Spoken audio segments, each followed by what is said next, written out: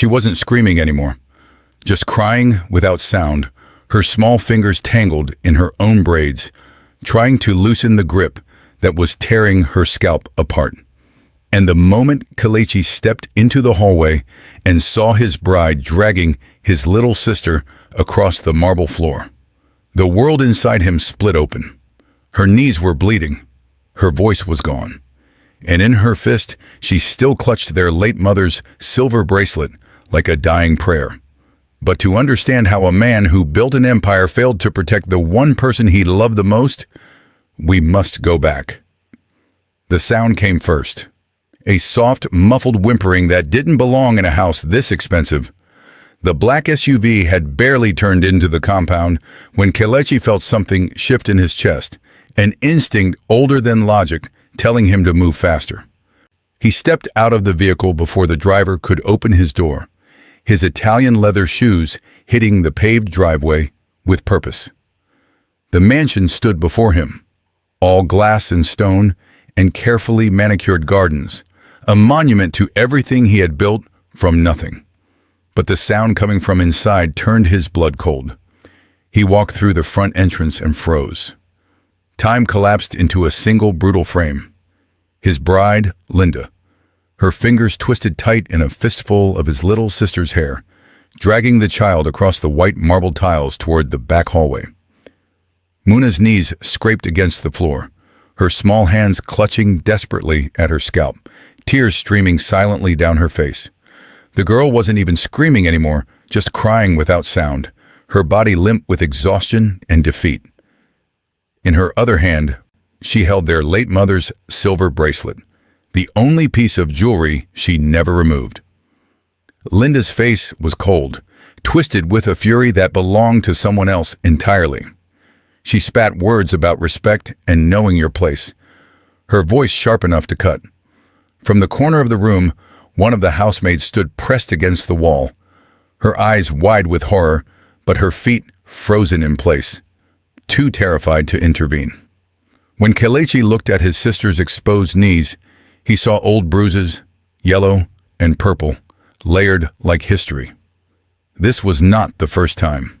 His vision blurred at the edges. He opened his mouth, but no words came. Linda looked up and saw him, her hand still wrapped in Muna's hair, and for one suspended second, nobody moved. Then she released the girl and stepped back, her expression shifting rapidly through shock, fear, and something that might have been shame before settling on defiance.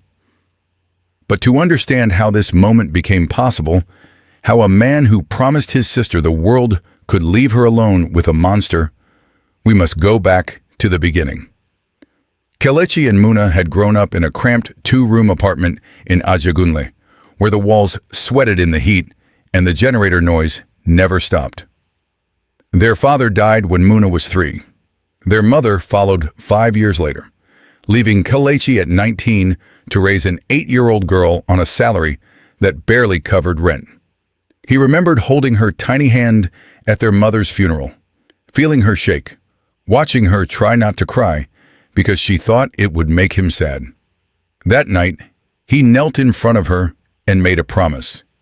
She would never feel alone, never feel abandoned, because he would always come back to her.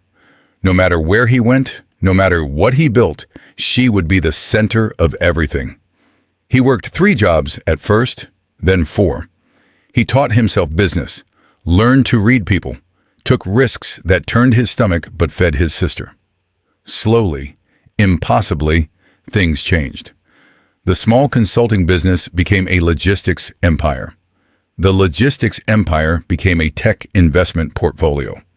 Within 8 years, they moved from Ajagunle to a rented flat in Lekki, then from Lekki to a mansion on Banana Island. Muna went from wearing second-hand uniforms to attending the best international school in Lagos, but she never changed.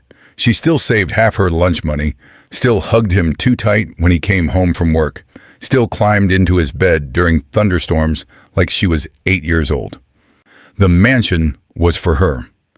Every marble counter, every imported chandelier, every square meter of space, he built it, imagining her growing up safe, growing up loved, growing up without the fear that had defined his own childhood. When he looked at her sleeping peacefully in her oversized bedroom with the balcony overlooking the pool, he knew every sleepless night, every risk, every sacrifice had been worth it. Then Linda entered his life like a carefully constructed dream. She was stunning in the way that made men forget their own names, all sharp cheekbones and elegant posture, speaking 3 languages and carrying herself like she had always belonged in rooms with crystal glasses and catered dinners. She came from Ayagunle too, though she never spoke about it directly, only alluded to a difficult past she had worked hard to escape. Kelechi saw something familiar in her eyes, the hunger of someone who had tasted poverty and would do anything never to taste it again. He thought it meant they understood each other. In the early days, Linda was perfect. She laughed at his jokes, listened when he talked about his sister, even joined them for movie nights and Sunday dinners. She complimented Muna's hairstyles and asked about her schoolwork, played the role of the warm, supportive bride-to-be with flawless precision. But beneath the surface, something else was growing. Linda noticed how Muna still held Kelechi's hand when they walked through the house, how she curled into his side during movies, how he always asked his sister's opinion first before making weekend plans. She watched their inside jokes, the way they communicated with glances, the shorthand language of people who had survived trauma together. And slowly, silently, Linda began to feel like an outsider in a home where brother and sister already formed a complete world. She wasn't the queen here. She was the guest, always on the outside of something she could never penetrate. The jealousy started small. A flash of irritation when Kelechi canceled dinner plans because Muna had a school event. A tightness in her jaw when he bought his sister an expensive birthday gift before even thinking about Linda's preferences. She told herself she was being silly, that she was secure in their relationship, but late at night, lying beside Kelechi while he slept, she imagined a future where Muna was always there, always needing him, always pulling his attention away, and that future felt like a cage. Everything changed when Kelechi started traveling for business. The first time he left for a 3-day conference in Dubai, he kissed Muna's forehead and told her to listen to Linda, to be good, to call him if she needed anything. Linda smiled sweetly and waved from the doorway.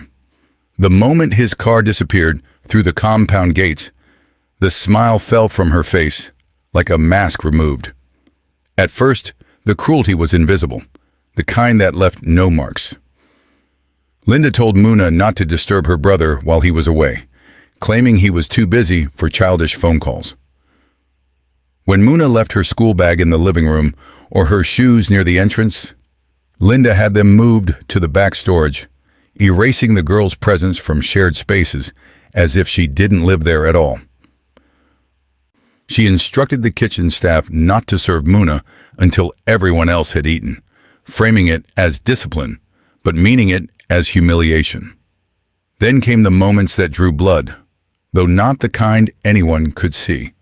Linda pulled Muna's hair too hard while braiding it, yanking her head back until tears filled the girl's eyes, then calling her dramatic when she whimpered.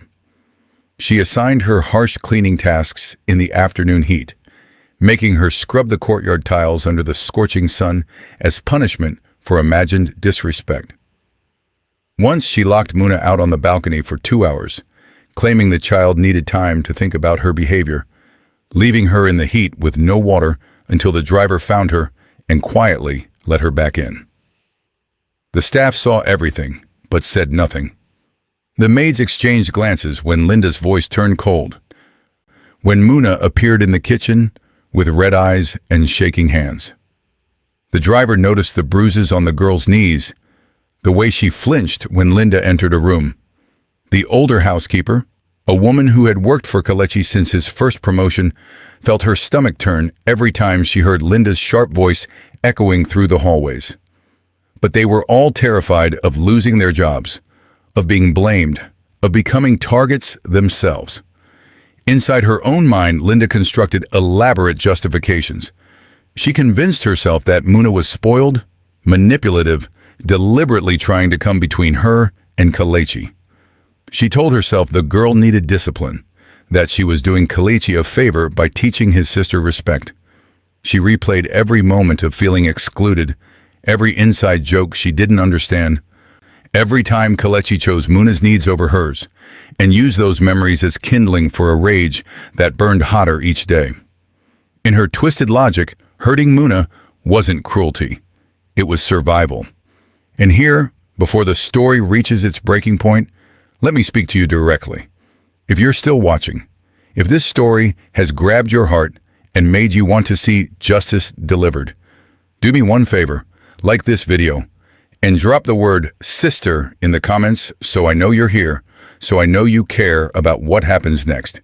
Because what's coming will test everything you believe about family, about loyalty, about the moment when silence finally shatters. Stay with me until the end, because the truth and the decision that follows will shock you.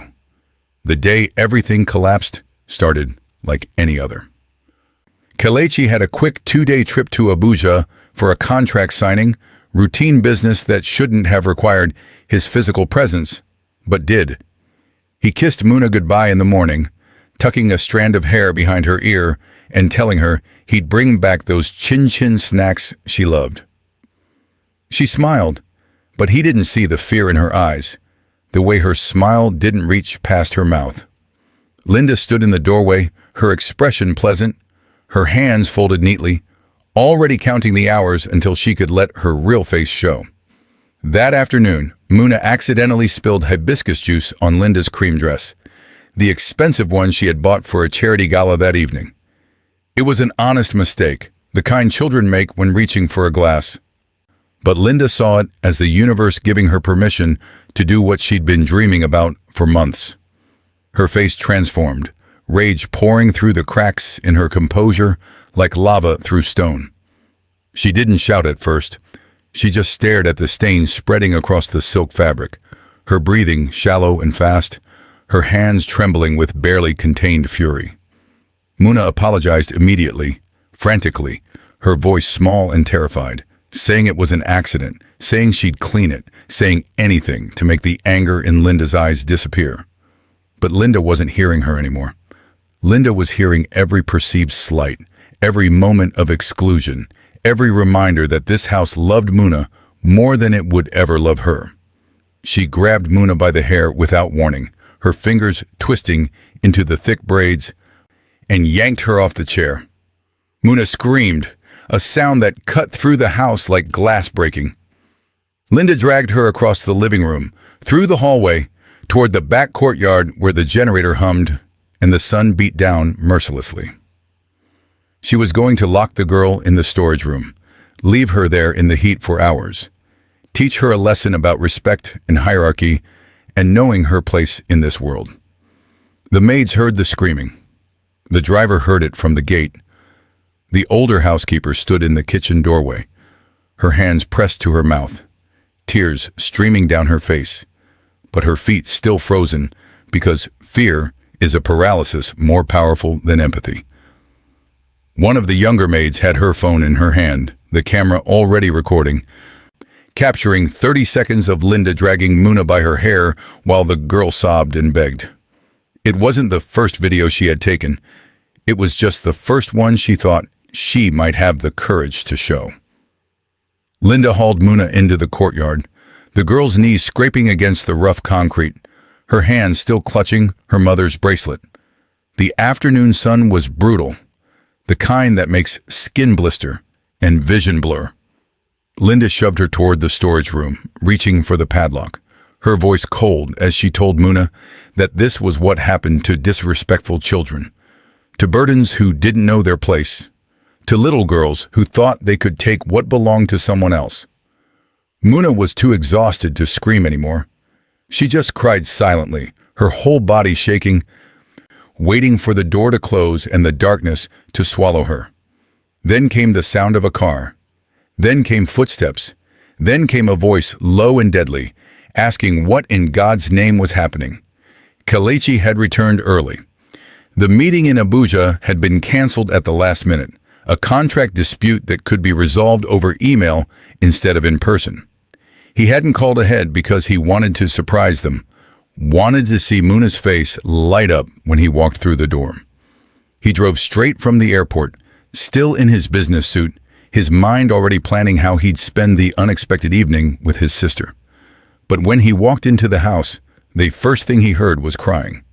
Then he walked further and saw them. Linda with her hand in Muna's hair, his little sister on the ground with her knees bleeding and her face wet with tears and terror, the courtyard floor streaked with dirt and blood. He saw the storage room door hanging open, saw the staff scattered in the shadows watching in helpless horror, saw the old bruises on Muna's arms where her sleeves had ridden up. Time stopped. His vision narrowed to a tunnel. He felt his heart beating in his throat, his hands clenching into fists, but his voice when it came was soft, almost gentle, the kind of quiet that precedes violence. He asked Linda what she was doing. Not shouting, not accusing, just asking. She released Muna immediately, stepping back, her face cycling through emotions too fast to name. Then she found her footing, found her defense, and the words poured out. Muna had ruined her dress. Muna was disrespectful. Muna needed discipline because this house had become too soft, because children needed structure, because someone had to teach her consequences. Kelechi didn't respond. He walked to Muna and knelt beside her, gently untangling Linda's fingers from the remaining strands of hair caught in her grip. He saw the hair in Linda's hand, pulled out by the roots. He saw his sister's face, the terror in her eyes as she looked at him. The way she was trembling, like she expected him to side with his bride, to choose the woman over the girl who had been his whole world long before Linda existed. He picked Muna up with hands that shook despite his calm exterior, carrying her away from the courtyard, away from Linda, setting her down on the living room sofa with a gentleness that broke something in his chest. Then he turned back to Linda and asked one simple question. Has this happened before? Linda opened her mouth to deny it, but before she could speak, Muna whispered, yes. The word was so quiet, it almost disappeared into the air-conditioned silence, but it detonated like a bomb. Kelechi's face didn't change, but his whole body went rigid. He asked Muna again, his voice still soft, still careful, to tell him the truth. And slowly, haltingly, crying through every word, she did.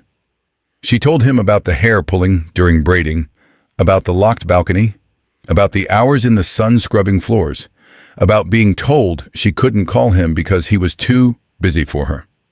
She told him how the house changed when he left, how Linda's face transformed the moment his car disappeared, how she counted the days until he returned because those were the only days she felt safe.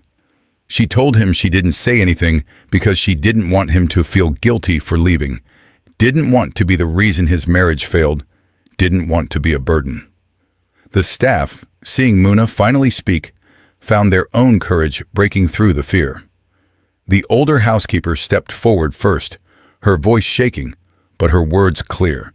She had seen everything, every cruel word, every punishment, every moment of deliberate humiliation.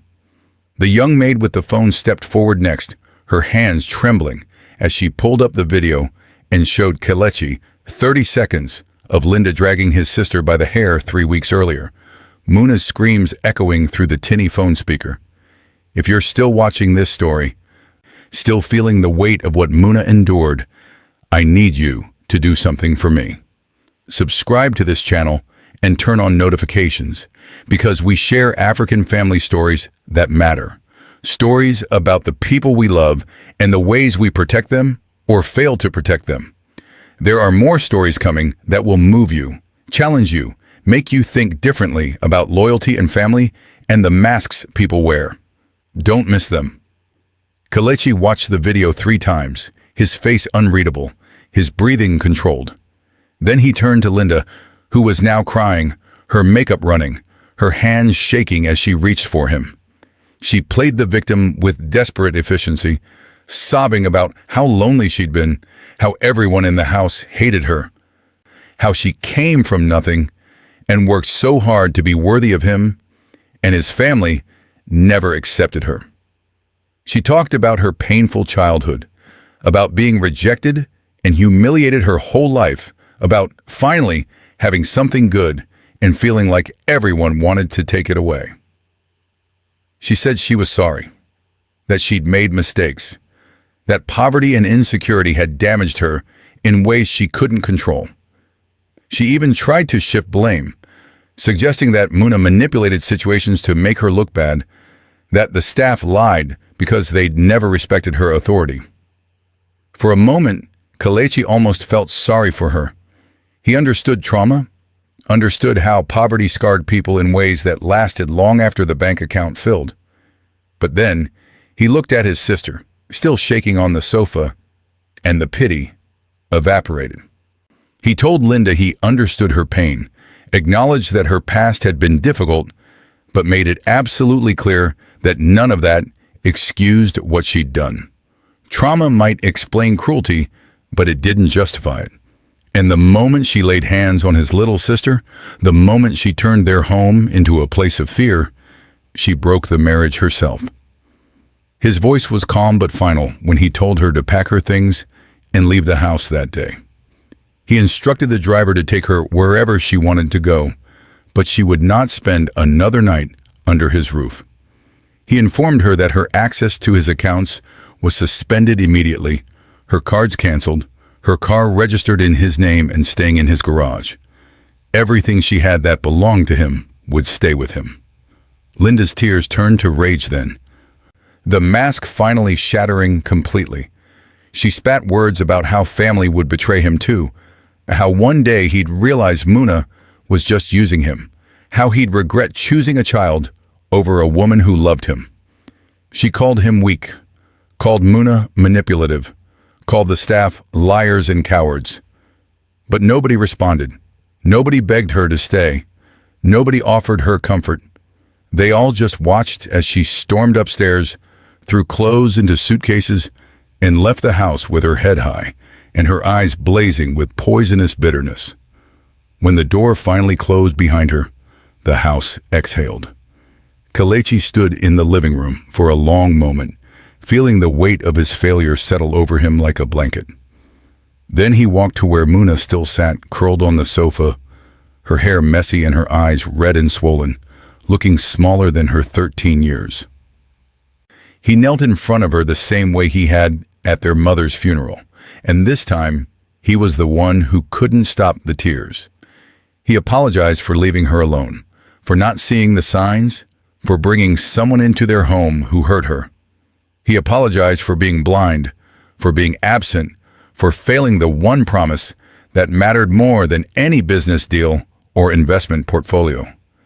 He told her he should have known, should have noticed, should have protected her better. Muna, still shaking, told him how she'd counted the days until his return, how the house became a nightmare every time he left, how she was terrified to tell him because she didn't want to be. The reason his marriage failed, didn't want him to choose between her and his happiness. She said she tried to be strong, tried to handle it alone, tried to be less of a burden. Kelechi pulled her into his arms and held her until the shaking stopped, until her breathing evened out, until she finally believed she was safe. He made her a promise then, simpler and more important than any he'd made before. He would be present, truly present, not just physically in the house, but emotionally available. He would listen when she felt uncomfortable, act when she raised concerns, and never let anyone come between them again. He told her the house and everything he'd built was for her safety, not for show, and that nothing mattered more than her feeling loved and protected. Over the following days, he gave her power back in small, deliberate ways. He let her redecorate her room however she wanted, helped her hang new photos of their parents and childhood memories throughout the house. He put a large framed picture of the two of them in the main living room where guests would see it first, a statement that she was the center of this home and always would be.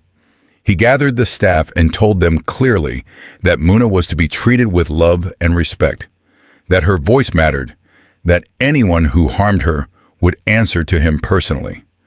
Slowly, carefully, the house began to feel like home again.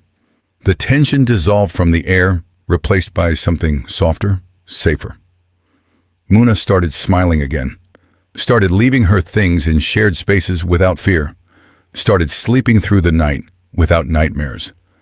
And Kelechi learned a lesson that no business school had taught him.